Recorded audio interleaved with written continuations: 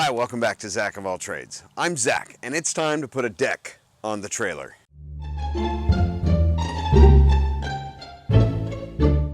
Well, I finally went to the home improvement store and procured all of the lumber for the deck of my trailer.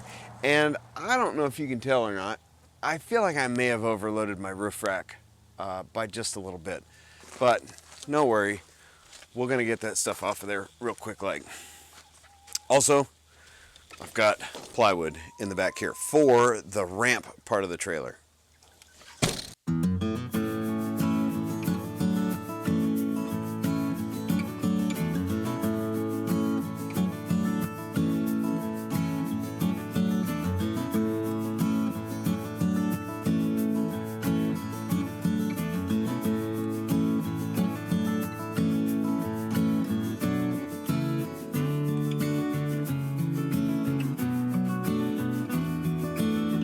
Hey, check it out.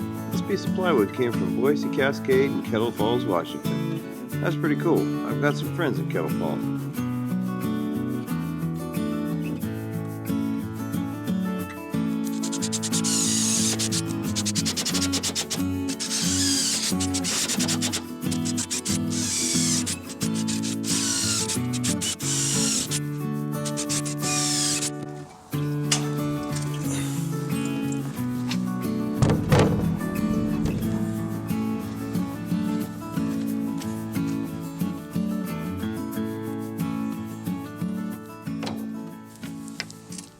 So I think given that this is the ramp, probably some countersunk screws would be a lot better than the self-tappers that I just put in here.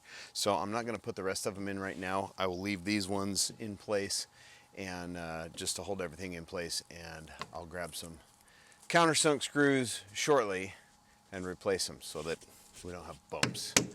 You don't need any extra obstacles while you're loading stuff up a ramp. Well, I've had the night to think on it, and it occurs to me that there are two more things that I need to do before putting the rest of the deck on this trailer.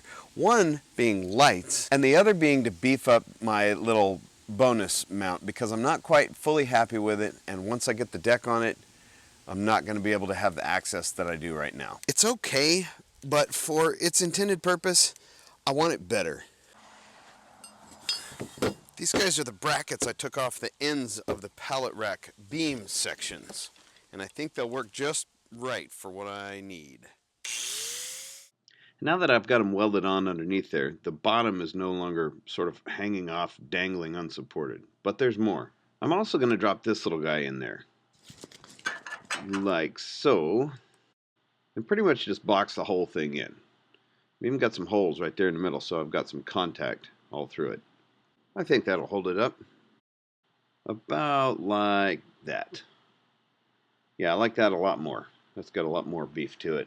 But now there's one last little item, and then I can actually be done with this thing.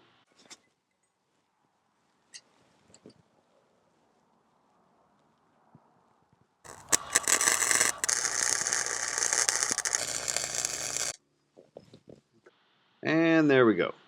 The function of all this will be explained fairly shortly. And there it is, all painted up. And as an added bonus, boxing that in covered up some of those really ugly welds where I welded the pipe to the frame.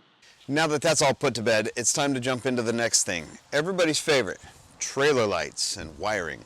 I'm pretty fortunate in this case that the trailer is narrow enough, it's less than 80 inches wide, so it doesn't require all the extraneous clearance lights and such. So I'm just going to put these tail and turn signals in, and it should be pretty straightforward. Famous last words, right? Since I'm going to use a hole saw to cut both ends of this and then just basically connect it in the middle, I kind of need to know where's the center of this circle in order to drill my hole. So I'm going to chase down my paper, and I'm going to use my compass, one of the most useful tools in my toolbox. So I'll set it in the middle, and then I'll determine what's the thickness here. Okay, now I'll go down here to the end, and I will mark right there, which should be about the center of that circle. Close enough for government work. I'll repeat that here. What in the world? So that fell down. And now those guys are going off. Now that I've thrown a strap up there and prevented the ramp from smashing my head, I'll go ahead and actually put these lights in.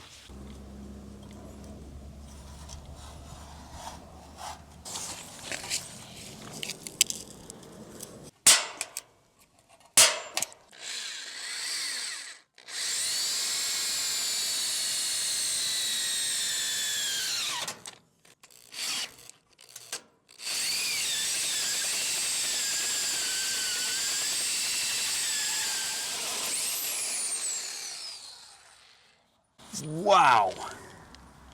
It's not often that a tool works better than I expect it to.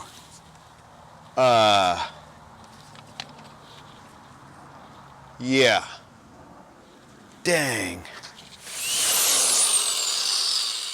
Wow. I'm seriously impressed.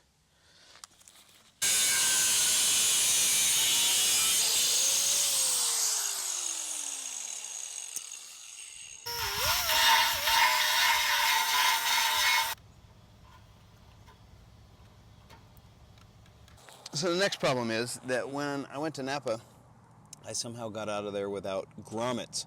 I need a grommet for here and a grommet for over there for where the wires pass through so that the wires don't rub on the metal and short out, because that's the last thing that we want is trailer wires shorting out. So I'm not going to go all the way back to Napa for 2 stinking grommets. I guess I got to make some. Don't try this at home.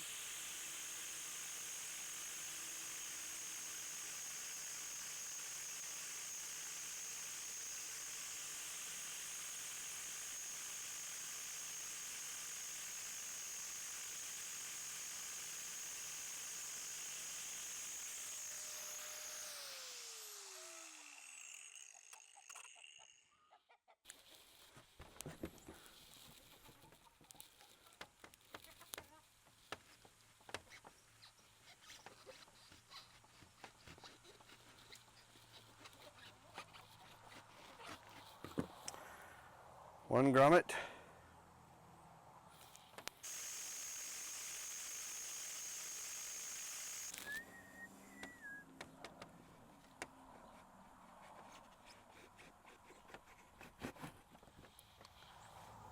And there we go. 2 nice little grommets.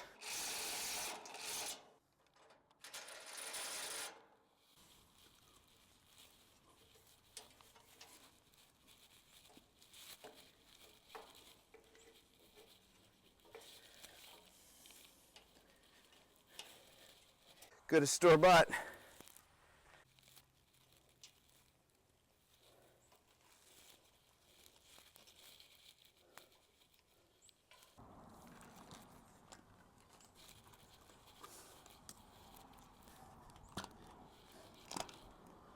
There we go.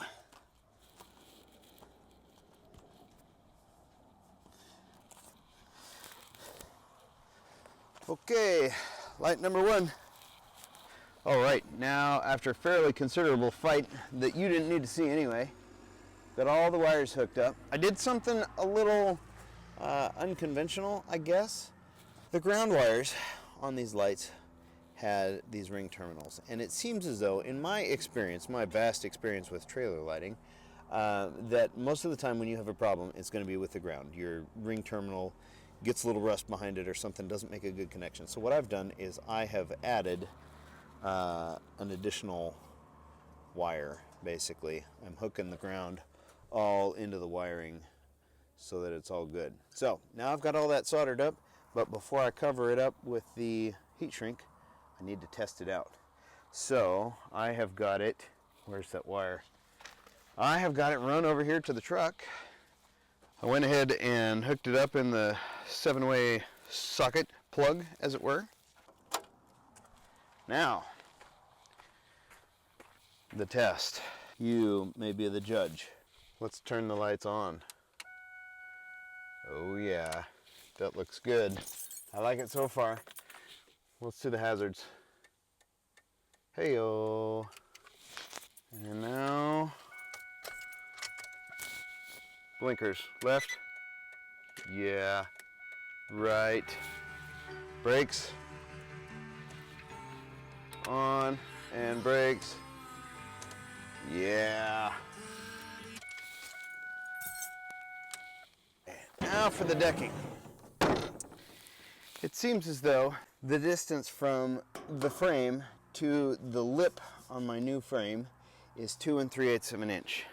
So I need to make standoffs, sort of, to lift this level up 2 3/8, so that as my boards go along, they have support at each cross member. Man, nothing quite like cutting through fresh, wet lumber. I'm pretty sure they put sprinklers on these just before they sell them.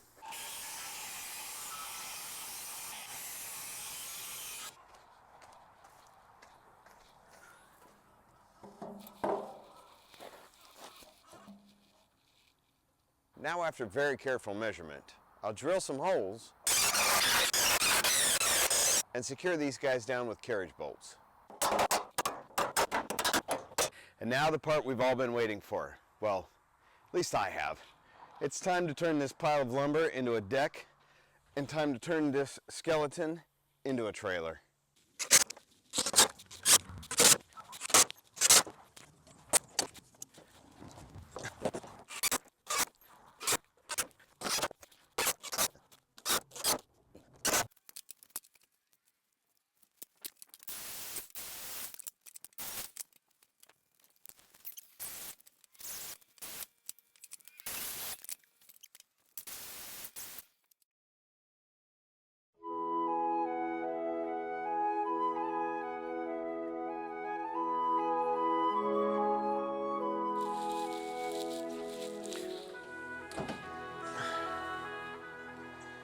Would you believe me if I told you that I worked on this doggone thing all night?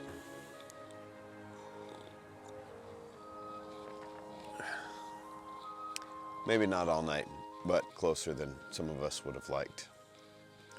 But I've got the deck on it, and I am quite happy with the result. And now finally the actual explanation behind the bonus thing. The two little triangular things that I welded in are meant to support the lumber in front of this hole. Behind the hole is supported by one of those 4x4 sleepers. And what's the purpose of the hole itself?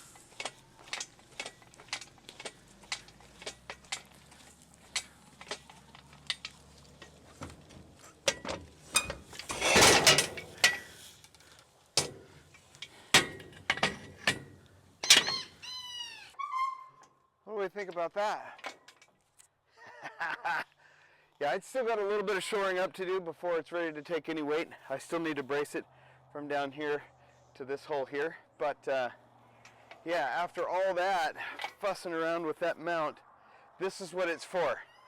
Now I can lift engine blocks or big rocks or logs or whatever. I'm so stoked about this. I've got a whole bunch of other upgrades going around in here, but for now I need to call it quits. But yeah, do be looking for more upgrades in the future. Some of the stuff is kind of big.